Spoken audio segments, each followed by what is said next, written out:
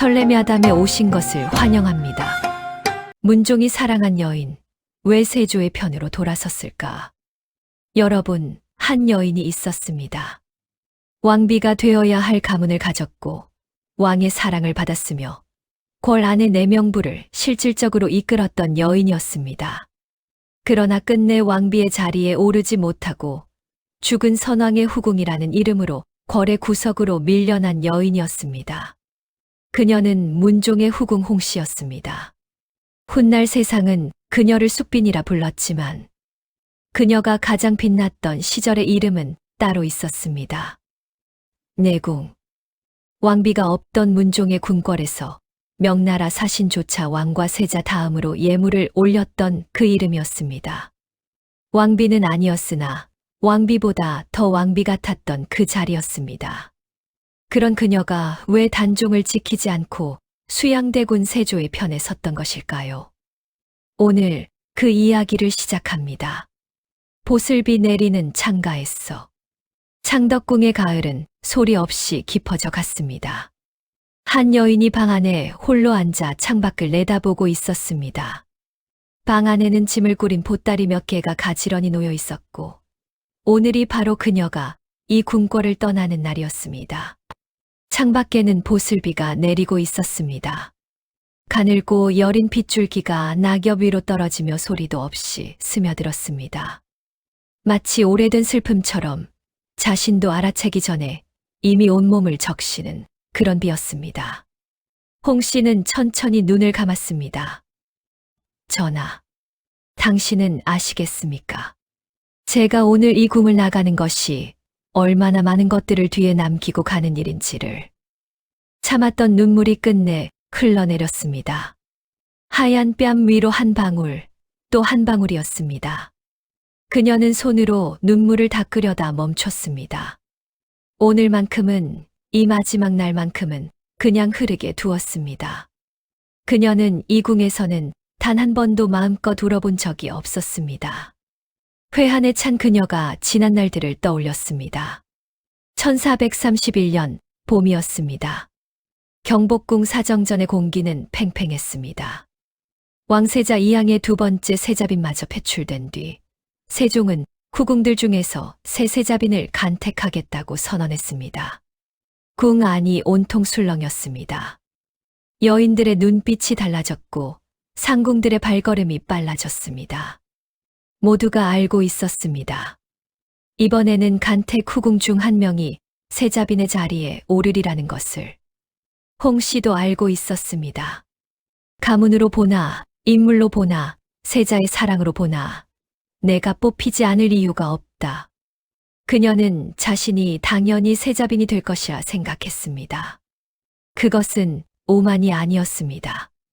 냉정한 계산이었습니다. 홍 씨의 아버지 홍심은 한성 부인을 지냈고 외조부 윤규는 왕실과 인척 관계를 맺고 있었습니다. 훗날 세조의 왕비가 될 정유왕후는 홍 씨와 같은 파평 윤 씨를 외가로 두는 당이모 사이였습니다. 혈통으로도 집안으로도 부족함이 없었습니다. 더구나 세자 이항은 홍 씨를 아꼈습니다. 그 마음은 모두가 아는 사실이었습니다.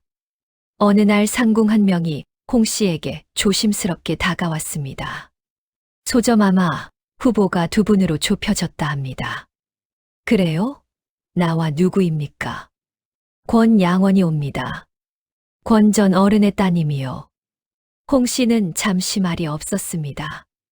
권 씨는 가산군 지사 권 전의 딸이었습니다. 하지만 그녀의 가문은 한미했습니다. 아버지도 변방의 작은 벼슬을 지냈을 뿐이었습니다. 그런데 그 이름이 자신과 함께 후보에 올랐다는 것이 홍 씨는 여전히 믿기지 않았습니다. 권 씨가 나이가 더 많지 않습니까? 예.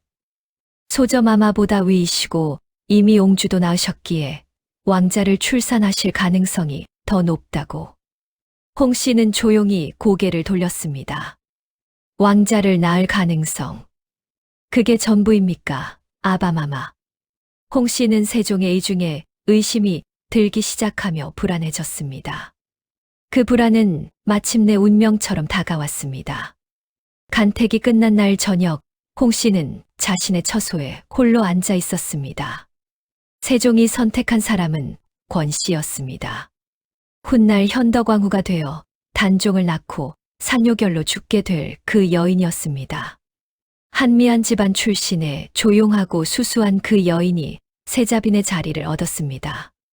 그리고 홍 씨는 간택 후궁 중 유일하게 귀인에 해당하는 높은 품계를 받았습니다. 하지만 세자빈이 아니었습니다. 촛불이 흔들렸습니다. 홍 씨는 그 불빛을 오래 바라보았습니다. 왜입니까, 아바마마? 가문도 인물도 부족함 없는 저를 두고 왜 권 씨를 택하셨습니까? 그 답을 홍 씨는 훗날에야 알게 되었습니다. 세종이 두려워한 것은 외척이었습니다. 홍 씨 가문은 세조의 부인 정의왕후와 당이모 사이였고, 문종의 후궁 소용 윤 씨와는 외사촌이었으며, 또 다른 후궁 수계문 씨는 홍 씨의 오촌 조카였습니다. 만약 홍 씨가 세자빈이 되었다면 조선의 내명부와 외명부는 홍 씨를 중심으로 한 거대한 세력망에 묶였을 것이었습니다. 세종이 가장 두려워한 것이 바로 그것이었습니다. 세종의 왕비 소원왕후는 외가의 일가부치가 모두 죽임을 당한 끝에야 왕비의 자리를 지킬 수 있었습니다.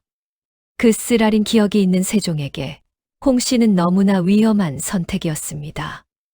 아바마마는 나를 사랑하지 않으신 것이 아니었구나. 나를 너무 잘 아셨기에 나를 피하신 것이구나. 그것을 알면서도 홍 씨의 가슴 한편에는 여전히 점인 것이 남아 있었습니다. 억울했습니다. 드디어 1450년 여름이었습니다. 세종이 승하하고 세자 이양이 왕위에 오른 날, 홍 씨는 그 소식을 들으며 조용히 눈을 감고 이제 왕비가 될 수 있다는 기대감에 희미한 미소를 지었습니다. 그러나 궁궐에는 끝내 왕비가 없었습니다. 궁 안의 모든 시선이 홍 씨에게 쏠렸습니다. 문종은 이미 그녀를 귀인궤련으로 봉하고 내명부를 주관하도록 했습니다. 명나라 사신이 예궐하여 왕과 세자 다음으로 그녀에게 예물을 바치는 이례적인 일도 있었습니다. 실록은 그 기록에 이렇게 적었습니다. 내궁내공 곧 귀인 홍씨이다. 홍씨가 내전을 다스렸다. 내궁이었습니다.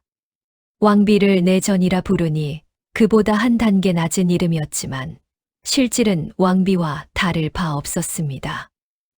그러던 어느 날 저녁 아버지 홍심이 딸을 보러 궐에 들었습니다. 홍 씨는 아버지의 표정을 보는 순간 가슴이 철렁 내려앉았습니다. 눈빛에 빛이 있었습니다. 무언가를 결심한 사람의 빛이었습니다. 아버지, 어인 일이십니까? 마마 지금 왕비 자리가 비어있지 습니까? 아버지, 제가 상소를 올리겠습니다. 내 딸이 이미 내궁으로서 내전을 주관하고 있으니 정식으로 왕비에 봉하시라고. 아버지, 홍 씨가 벌떡 일어섰습니다. 목소리가 날카로웠습니다. 아버지가 움찔하며 멈췄습니다. 아버지, 제발 그 말씀을 입 밖에 내지도 마십시오. 하지만 마마 이미 마마의 위상이 아무리 높아도 소용없습니다. 홍 씨가 아버지의 손을 잡으며 낮게 그러나 단호하게 말했습니다. 전하는 선왕 세종 아바마마의 뜻을 이어받으신 분이 옵니다. 외척 세력을 극도로 경계하시는 분이 옵니다. 아버지께서 상소를 올리시는 날 저는 궐 밖으로 쫓겨날 것이고 아버지, 가문은 멸문지화를 당할 것입니다. 정녕 그러하겠습니까? 정녕 그러하옵니다. 아버지는 한참을 침묵했습니다. 그 침묵 속에서 홍 씨는 자신이 무엇을 잃고 있는지를 정확히 알고 있었습니다. 왕비의 자리였습니다. 그 자리는 이제 영원히 자신의 것이 아니었습니다. 아버지가 돌아간 뒤 홍 씨는 창가에 서서 밤하늘을 올려다보았습니다. 별들이 차갑게 빛나고 있었습니다. 전하, 당신은 나를 사랑하시면서도 왜 왕비로 세우지 않으시는 겁니까? 홍 씨는 문종이 원망스러웠지만 자신의 처지가 소리 내올 수도 없었습니다. 그녀의 처소를 감시하는 알 수 없는 눈들 때문에 아마 지금쯤 문종에게 아버지가 다녀갔다는 보고가 들어가고도 남았을 것입니다. 홍 씨가 깊은 한숨을 내리쉬었습니다. 세월이 흘렀습니다. 문종의 병세가 깊어졌습니다. 재위 2년째 이미 온 조정이 불안으로 술렁이고 있었습니다. 그의 곁에는 어린 세자가 있었습니다. 겨우 12살이었습니다. 왕이 승하하면 어린 세자가 왕좌에 오를 터 그 어린 왕 곁에는 대비가 있어야 했습니다. 수렴청정할 어른이 있어야 했습니다. 홍 씨는 문종 곁에서 그 이야기를 꺼내는 신하들의 목소리를 들었습니다. 전하, 이제라도 왕비를 간택하시어야 하옵니다. 세자 저하를 위해서라도 과인이 병중에 혼례를 치른다는 것이 가당키나 한 말이오. 문종의 목소리는 약했지만 단호했습니다. 전하, 그렇다면 후궁 내궁을 왕비로 봉하시는 것을 그 또한 어렵소. 외척의 세력이 커지는 것을 경계하라 하신 선왕의 뜻을 어찌 어기겠소. 홍 씨는 그 대화를 병풍 너머에서 듣고 있었습니다. 손이 떨렸고 입술을 깨물었습니다. 전하, 외척이 두렵습니까? 하지만 지금 더 두려운 것은 홀로 남겨질 어린 세자저하가 아닙니까? 하지만 그 말은 끝내 입 밖으로 나오지 않았습니다. 어느 날 밤 문종이 홍 씨를 불렀습니다. 침전에는 촛불 하나가 가물거리고 있었습니다. 문종의 얼굴은 야위어 있었고 눈 밑에 그늘이 짙었습니다. 홍 씨, 예, 전하. 내가 오래 살지 못할 것 같소. 홍 씨는 숨이 막혔습니다. 그러나 표정을 흐트러뜨리지 않았습니다. 무슨 그런 말씀을. 숨기지 마시오. 나 자신도 알고 있소. 문종이 힘없이 웃었습니다. 세자를 부탁하오. 어미 없이 자란 아이요. 그대가 궁 안에서 잘 보살펴 주길 바라오. 홍 씨는 고개를 깊이 숙였습니다. 전하, 소첩이 세자 저하를 보필하는 것은 당연한 일이옵니다. 그러나 그것은 소첩의 지위가 있을 때의 이야기이옵니다. 만약 전하께서 승하하신다면 소첩은 단지 죽은 선왕의 후궁일 뿐이옵니다. 세자 저하를 곁에서 보필할 권한이 없어집니다. 전하, 지금이라도 늦지 않았습니다. 소첩을 왕비로. 홍 씨. 문종의 목소리가 낮아졌습니다. 그 말은 하지 마시오. 홍 씨는 입술을 굳게 다물었습니다. 눈물이 차올랐습니다. 하지만 흘리지 않았습니다. 전하, 당신이 지금 거절하신 것은 저 한 사람을 거절한 것이 아닙니다. 훗날 이 나라에 피바람이 불게 될 씨앗을 뿌리신 겁니다. 그것을 그때는 문종도 홍 씨도 알 수 없었습니다. 1452년 봄이었습니다. 문종이 승하했습니다. 재위 2년 3개월이었습니다. 너무 짧은 시간이었습니다. 홍 씨는 문종의 빈전 앞에서 오래 서 있었습니다. 하늘이 무너지는 것 같았습니다. 그러나 바람이 불어도 울지 않았습니다. 눈물을 흘릴 자격조차 없는 것 같았습니다. 왕비가 아니었으므로 어린 단종이 왕위에 올랐습니다. 12살이었습니다. 궐 안의 세상이 바뀌었습니다. 홍 씨가 예상했던 대로, 아니 예상했던 것보다 더 빠르게였습니다. 세종의 후궁 혜빈 양 씨가 궐 안에서 세력을 얻었습니다. 그녀는 단종을 어린 시절부터 키운 여인이었습니다. 단종에게는 할머니나 다름없는 존재였습니다. 단종이 혜빈만을 따랐고 혜빈이 내명부를 주관하기 시작했습니다. 홍 씨의 자리는 한순간에 흔들렸습니다. 어느 날 홍 씨가 단종에게 인사를 올리러 갔을 때였습니다. 주상 전하, 소첩이 문안드리옵니다. 어린 단종은 옥좌에 앉아 홍 씨를 바라보았습니다. 그 눈빛에는 무언가가 없었습니다. 온기도 친밀함도 없었습니다. 그저 낯선 어른을 바라보는 아이의 눈빛이었습니다. 그대는 부왕의 후궁이었습니다. 예, 전하. 케빈 마마께서 계시니 내전 일은 케빈 마마께 여쭈시오. 이제 내궁의 일은 케빈 양씨에게 일임하라는 말이었습니다. 오랜만에 보는 단종이 꺼낸 말은 그것이 전부였습니다. 홍 씨는 허리를 굽히며 물러났습니다. 복도를 걷는 발걸음이 무거웠습니다. 전하, 당신의 아들이 저를 이리도 차갑게 대합니다. 저는 무엇입니까? 이 궐에서. 그녀의 위치는 죽은 선왕의 후궁, 그뿐이었습니다.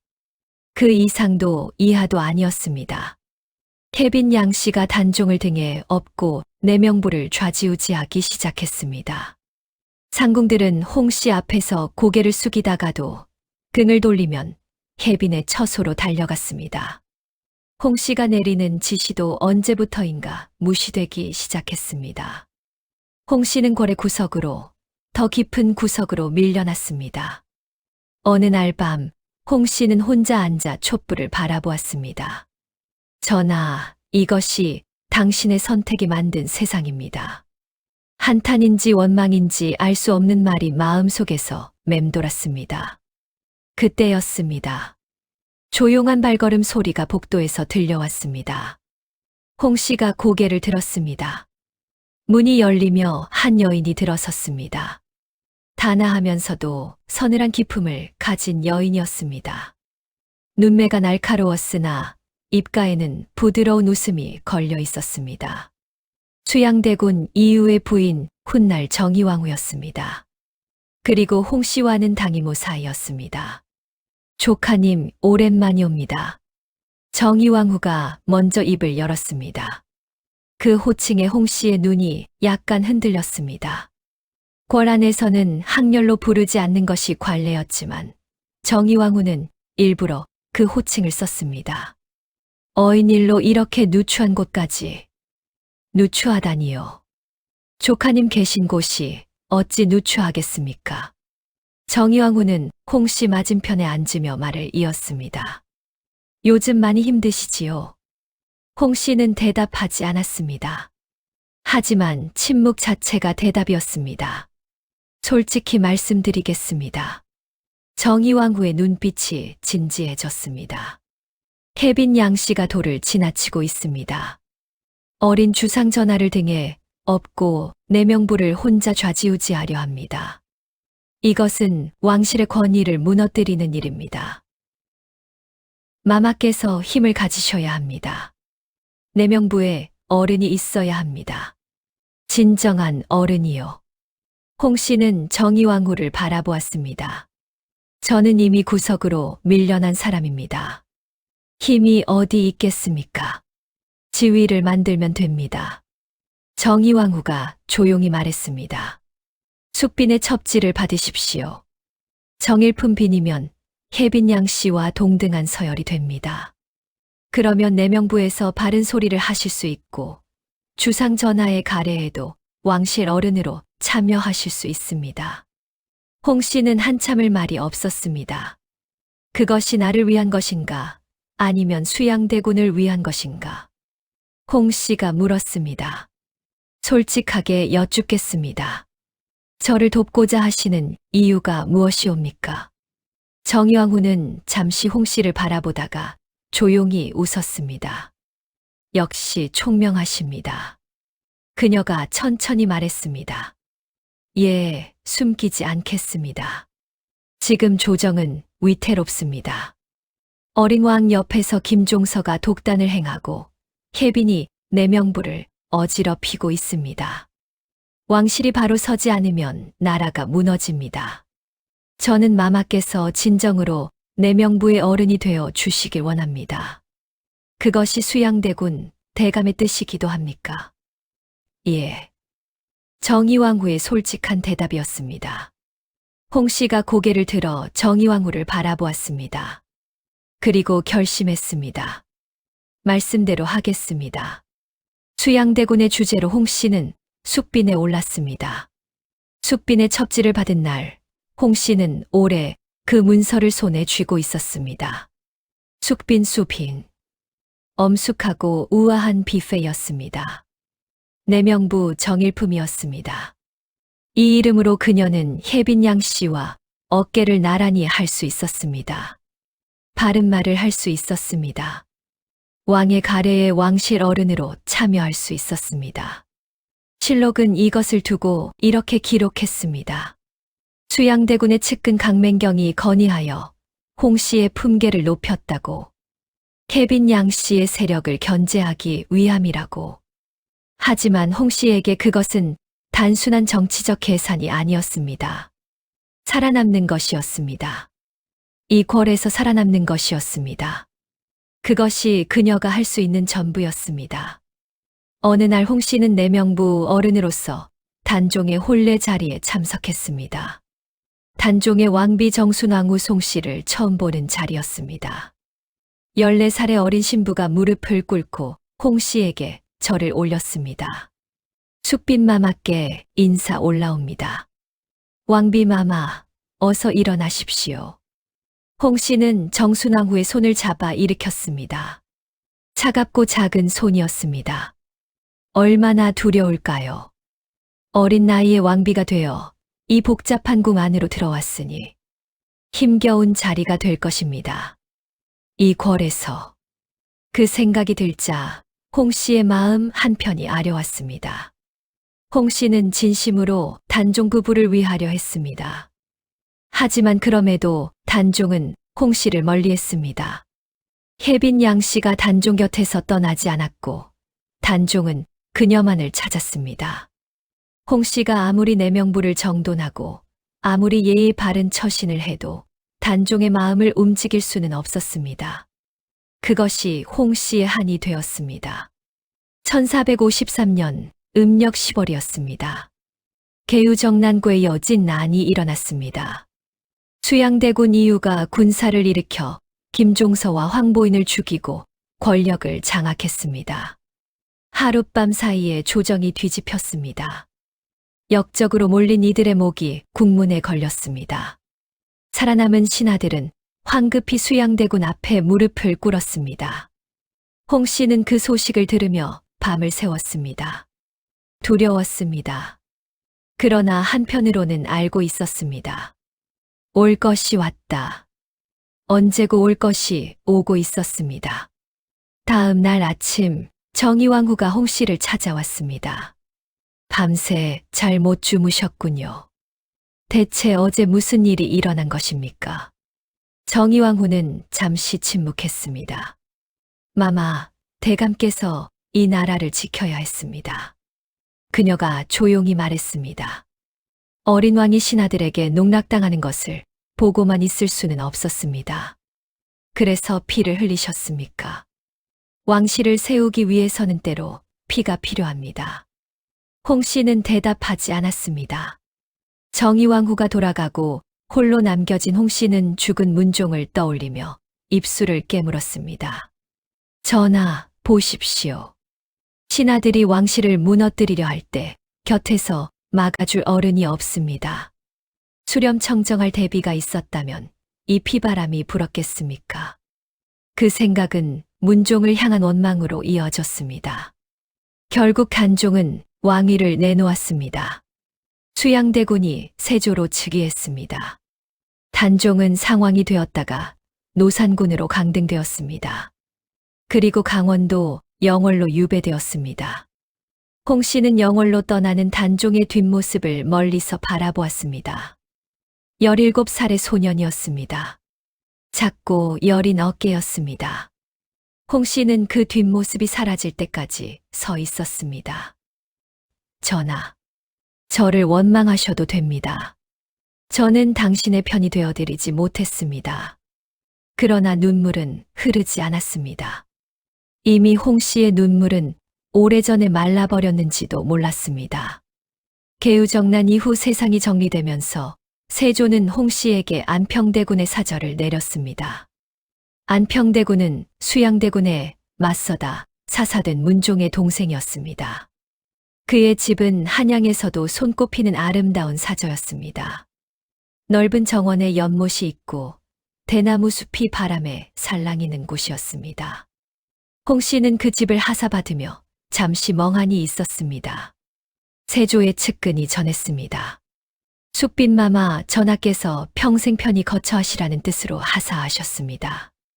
감사드리옵니다. 말로는 감사하다고 했습니다. 하지만 홍 씨의 가슴 안에서는 복잡한 것들이 뒤섞였습니다. 수양대군이 안평대군을 죽이고 그 빈자리에 나를 채워 넣는군요. 그것이 맞는 일인지 틀린 일인지 홍 씨는 알 수 없었습니다. 다만 이제 궁을 나가야 한다는 것만은 알았습니다. 보슬비는 여전히 내리고 있었습니다. 홍 씨는 떠나기 전 돌아서서 방 안을 한번 둘러보았습니다. 오래 살았던 곳이었습니다. 젊음을 바쳤던 곳이었습니다. 사랑했던 사람이 있었던 곳이었습니다. 이제 방 안에는 아무것도 없었습니다. 짐은 이미 꾸려졌습니다. 홍 씨는 조용히 문종의 위패 방향으로 고개를 돌렸습니다. 그리고 눈을 감았습니다. 전하. 낮은 목소리였습니다. 떨리고 있었습니다. 전하, 소첩이 마지막으로 말씀드리겠습니다. 바람이 불어 창문이 가볍게 흔들렸습니다. 전하께서 저를 왕비로 세우셨더라면 저는 수렴청정하였을 것입니다. 그랬다면 김종서가 독단을 행할 틈이 없었을 것이고 계유정난도 없었을 것이며 단종 전하도 영월에서 죽지 않으셨을 것입니다. 홍 씨의 목소리가 조금씩 높아졌습니다. 전하, 당신은 외척을 두려워하셨습니다. 소첩의 가문이 너무 강하다고 여기셨습니다. 하지만 보십시오. 외척이 두려워 왕비를 세우지 않으신 결과가 이것입니다. 신하들이 왕을 좌지우지하고 어린 왕이 유배지에서 죽어야 했습니다. 눈물이 다시 흘렀습니다. 전하, 소첩은 오래 기다렸습니다. 아버지가 상소를 올리겠다 했을 때도 막았습니다. 전하 뜻을 알기에 전하를 사랑했기에 참았습니다. 하지만 전하는 끝내 소첩을 선택하지 않으셨지요. 홍 씨는 천천히 눈을 떴습니다. 그래서입니다, 전하. 소첩이 정의왕 후 마마의 손을 잡은 것은, 소첩이 수양대군의 편에 선 것은, 이 세상이 당신의 선택으로 망가졌으니 소첩은 살아남기 위해 새로운 선택을 해야 했습니다. 한 줄기 바람이 스쳐 지나갔습니다. 전하, 소첩은 이제 울지 않겠습니다. 이를 이렇게 만든 것은 전하 당신의 선택이었으니까요. 홍 씨는 보따리를 들었습니다. 그리고 방문 앞에 서서 마지막으로 한 번 더 창밖을 바라보았습니다. 보슬비는 여전히 내리고 있었습니다. 하지만 홍 씨의 눈물은 그쳐 있었습니다. 그녀는 문을 열고 걸어 나갔습니다. 내일부터는 울지 않겠다. 내일부터는. 에필로그. 숙빈 홍 씨는 안평대군의 사저로 옮겨갔습니다. 그녀는 그곳에서 조용히 살았습니다. 문종, 단종, 세조, 예종, 성종. 그녀는 5명의 임금이 왕위에 오르는 것을 지켜보았습니다. 5번의 세상이 바뀌는 것을 보며 살았습니다. 그 오랜 세월 동안 홍 씨는 다시는 궁 안의 권력 싸움에 끼어들지 않았습니다. 성종 16년 그녀는 노비를 하사해 달라는 청을 올렸습니다. 80구를 받았습니다. 그것이 실록에 남은 그녀의 마지막 기록이었습니다. 언제 죽었는지는 기록에 없었습니다. 다만 성종 시절에 세상을 떠난 것으로 추정될 뿐이었습니다. 그녀의 이름 앞에 붙은 수식어들. 내궁, 귀인, 숙빈. 화려했지만 끝내 왕비는 되지 못한 이름들이었습니다. 그러나 어쩌면 그 이름들이 역사상 가장 비극적인 가정자 띵의 씨앗을 품고 있는지도 몰랐습니다. 만약 그녀가 왕비였다면, 만약 문종이 그 선택을 했다면, 단종은 살았을지도 모릅니다. 작가의 말. 여러분, 이 이야기를 쓰면서 오래 생각했습니다. 문종은 나쁜 임금이 아니었습니다. 오히려 인자하고 학문을 사랑했으며 백성을 아꼈던 왕이었습니다. 선왕 세종의 뜻을 이으려 외척의 세력을 경계한 것도 넓은 눈으로 보면 틀린 판단이 아닐 수 있습니다. 하지만 역사는 결과로 기억됩니다. 왕비가 없는 궁에는 구심점이 없었습니다. 대비가 없는 어린 왕 곁에는 신하들이 파고들었습니다. 김종서의 독단, 수양대군의 계유정난, 단종의 죽음이었습니다. 이 모든 것들이 작은 나비의 날갯짓 하나에서 시작되었다면 지나친 말일까요? 그 날갯짓이 바로 문종의 선택이었습니다. 숙빈 홍씨를 왕비로 세우지 않은 것이었습니다. 어쩌면 그 선택 하나가 조선 왕실의 가장 긴 그림자를 들이운 것인지도 모릅니다. 역사에는 정답이 없습니다. 하지만 이 이야기를 통해 여러분이 한 번쯤 생각해 보셨으면 합니다. 하나의 선택이 얼마나 많은 것들을 바꿀 수 있는지를.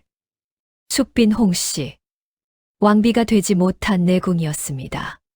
선왕의 후궁으로 밀려났던 여인이었습니다. 그러나 끝까지 살아남아 5 임금을 지켜본 여인이었습니다. 그녀의 삶이 아름다웠다고는 말하기 어렵습니다. 하지만 억울했다고도 틀렸다고도 함부로 말할 수 없습니다. 그것이 역사이고 그것이 인간이니까요. 여러분의 생각은 어떠신가요?